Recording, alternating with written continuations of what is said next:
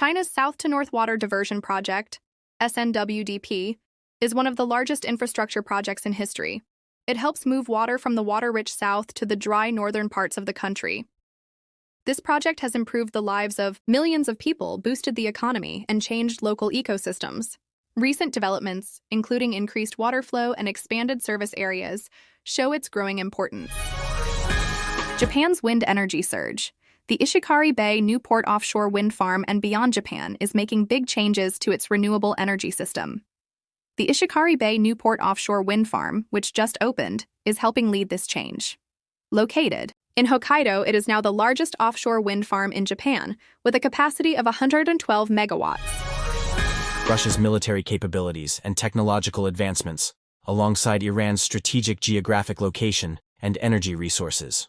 This collaboration seeks to establish a multipolar world and challenge the unipolar dominance of Western nations, signaling a new era in international relations. Economically, the treaty aims to transform bilateral trade through reduced barriers and preferential tariffs, anticipated to significantly increase the volume and diversity of traded goods. In the heart of Southeast Asia, Thailand is racing against time to transform its transportation landscape. The Bangkok-Nakhon Ratchasima high-speed rail HSR project, a flagship initiative under the Thai-Chinese partnership, promises to redefine travel, commerce, and regional connectivity. The Bangkok-Nakhon Ratchasima HSR is the first phase of a larger plan to link Bangkok with Nong Khai, a province bordering Laos, ultimately connecting to China's sprawling high-speed rail network. China's South-to-North Water Diversion Project, SNWDP, is one of the largest infrastructure projects in history.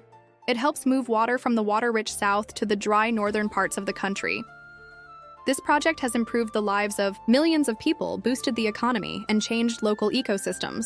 Recent developments, including increased water flow and expanded service areas, show its growing importance. Since fully starting in 2014, the middle route of the SNWDP extends over 1,400 kilometers from the Yangtze River Basin to cities like Beijing and Tianjin. Over the last 10 years, it has diverted 76.7 billion cubic meters of water. By December 2024, the project reached 15 of Tianjin's 16 districts, with upgrades ensuring a steady water supply to homes, businesses, and farms. This work reflects China's commitment to solving water shortages in areas suffering from low groundwater levels due to overuse. The project helps rural areas too. Northern agricultural regions, once heavily dependent on declining groundwater, are now revitalized. An example is the plan to tap into the Great Zap River for irrigation while protecting the environment. In cities like Beijing, the SNWDP now supplies 70% of their water, decreasing reliance on local aquifers that are running low. The SNWDP also supports economic growth by aiding industries and city development.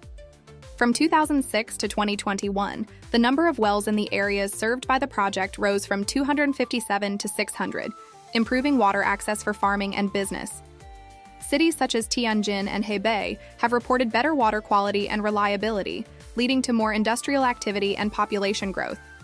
Vice Minister of Water Resources Wei Shanzhong stated that the project has created growing economic, social, and ecological benefits across various fields. Furthermore, over 100 million people in northern China now have a more reliable water supply, improving public health and living conditions. Areas that once faced water shortages are now enjoying steady access. At the same time, efforts like wetland restoration are helping local wildlife thrive. However, the SNWDP has its challenges. Critics point to the environmental impacts of moving large amounts of water, which can harm local habitats and reduce sediment flow in southern rivers. The pumping stations used for the project also raise concerns about greenhouse gas emissions. Managing groundwater is still very important. The SNWDP has helped slow down groundwater depletion, but some areas still face land sinking due to past overuse. To tackle this, authorities are enforcing better water conservation practices and encouraging the recycling of wastewater.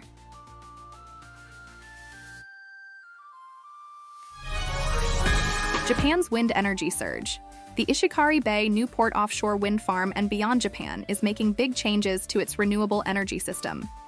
The Ishikari Bay Newport offshore wind farm, which just opened, is helping lead this change. Located In Hokkaido, it is now the largest offshore wind farm in Japan, with a capacity of 112 megawatts. This project is an important step toward Japan's goal of becoming carbon neutral by 2050. The Ishikari Bay project, developed by JERA Koja Inc. and Green Power Investment Corporation, GPI, started operating on January 1, 2024. This wind farm is in the Sea of Japan and has advanced turbines built to work well in strong winds. It will generate enough electricity for about 300,000 households each year, increasing Hokkaido's renewable energy supply. This project is part of a larger trend, as Japan added nearly 300 megawatts of new wind capacity in early 2024, showing a rise in clean energy investments. The Ishikari Bay wind farm is a success, but Japan's journey in wind energy has not been without challenges. In Akita Prefecture, the launch of the first large-scale offshore wind farm in late 2022 led to discussions about its impact on the environment and local communities. Some residents have raised concerns about how the turbines will look, the noise they produce, and how they might affect marine life. Developers are committed to conducting thorough environmental assessments and engaging with the community to address these concerns. Japan's wind energy goals go beyond offshore projects. In January 2025, GE Vernova announced a partnership to supply onshore wind turbines for the Iwaya and Shitsukari wind farms, which will produce a total of $140 million. These projects, located in Hokkaido and Tohoku, show Japan's commitment to working with global technology leaders to improve efficiency and reliability.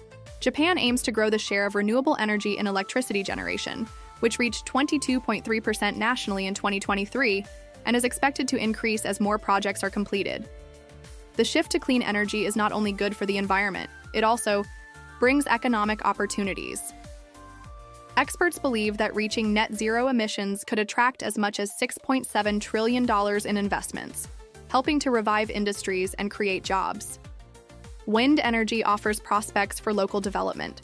The Kitakyushu Hibikinata offshore wind farm, set to be completed soon, plans to become Japan's largest offshore facility, making the area a center for renewable innovation. Japan's wind sector is also exploring new technologies. The Fukushima Offshore Wind Consortium built the world's first floating wind farm in 2023, demonstrating the potential of floating turbines.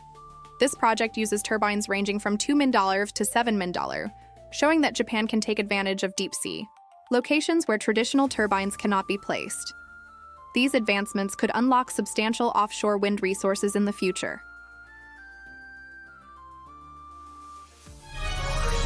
Establish a multipolar world and challenge the unipolar dominance of Western nations, signaling a new era in international relations. Economically, the treaty aims to transform bilateral trade through reduced barriers and preferential tariffs, anticipated to significantly increase the volume and diversity of traded goods. Iran's agricultural exports complement Russia's grain output, creating opportunities for food security and stabilizing domestic markets amidst global fluctuations. The treaty also encourages cooperation in critical sectors like energy, technology, and infrastructure, fostering mutual growth and resilience. Joint investments, particularly in the energy sector, are central to the agreement. Collaborative projects aim to exploit Iran's natural gas reserves along with Russia's advanced extraction technologies, leading to the development of pipelines and export facilities that enhance energy security for both nations. Additionally, there are plans for joint ventures in nuclear energy, space exploration, and cybersecurity, which will modernize Iran's technological infrastructure. On the military front, the treaty encompasses significant provisions for defense cooperation, including joint military exercises to improve interoperability and strategic coordination. These exercises will cover various operations, from conventional tactics to cyber defense, enhancing operational readiness and serving as a deterrent against external threats. Furthermore, the treaty facilitates military technology exchange and intelligence sharing, deepening their military alliance and modernizing their armed forces in critical areas such as missile systems and naval capabilities. Overall, this strategic partnership treaty between Iran and Russia is poised to reshape economic, military, and political landscapes, providing substantial growth opportunities, encouraging innovation, and strengthening regional security. of a larger plan to link Bangkok with Nong Khai, a province bordering Laos, ultimately connecting to China's sprawling high-speed rail network. The collaboration with China, formalized in 2017, reflects Thailand's strategic pivot to leverage foreign expertise and funding for infrastructure modernization. The project is divided into two phases. Phase 1 spans 253 kilometers from Bangkok to Nakhon Ratchasima, while Phase 2 will extend the line to Nong Khai. Construction on Phase 1 began in 2017, with China Railway Construction Corporation, CRCC, leading the charge. The Thai government has allocated $5.3 billion for this segment, which includes 14 to 15 separate contracts to manage the complexity of land acquisition, track laying, and station construction. Once operational, trains will zip between Bangkok and Nakhon Ratchasima at speeds of up to 250 km/h, slashing travel time from over 3 hours by car to just 90 minutes. Despite its grand vision, the project has faced significant hurdles. As of mid-2024, Phase 1 was only 71.36% complete, lagging 36.39% behind schedule. Delays stem from bureaucratic red tape, land disputes, and the logistical challenges of building elevated tracks through densely populated areas. Yet recent updates paint a more optimistic picture. In January 2025, the Bangkok Post confirmed that the line is now slated to open by 2030, aligning with broader goals to integrate ASEAN rail networks. The HSR isn't just about speed, it's a catalyst for growth. Nakhon Ratchasima, a gateway to Thailand's northeastern Isan region, is poised for an economic boom. Local businesses, from silk weavers to food vendors, anticipate newfound accessibility to Bangkok's markets. Regionally, the project aligns with China's Belt and Road Initiative, BRI, aiming to create a seamless rail corridor from Kunming to Singapore. Once Phase 2 connects Nakhon Ratchasima to Nong Khai, passengers will be able to cross the Mekong River into Laos and onward to China, fostering trade and cultural exchange. For locals, the HSR represents hope. "This train will change lives," says Suporn, a Nakhon Ratchasima farmer, who dreams of shipping her organic mangoes to Bangkok overnight. For travelers, it promises a scenic alternative to congested highways. For Thailand, it's a statement of ambition, a nation refusing to be left behind in Asia's high-speed revolution.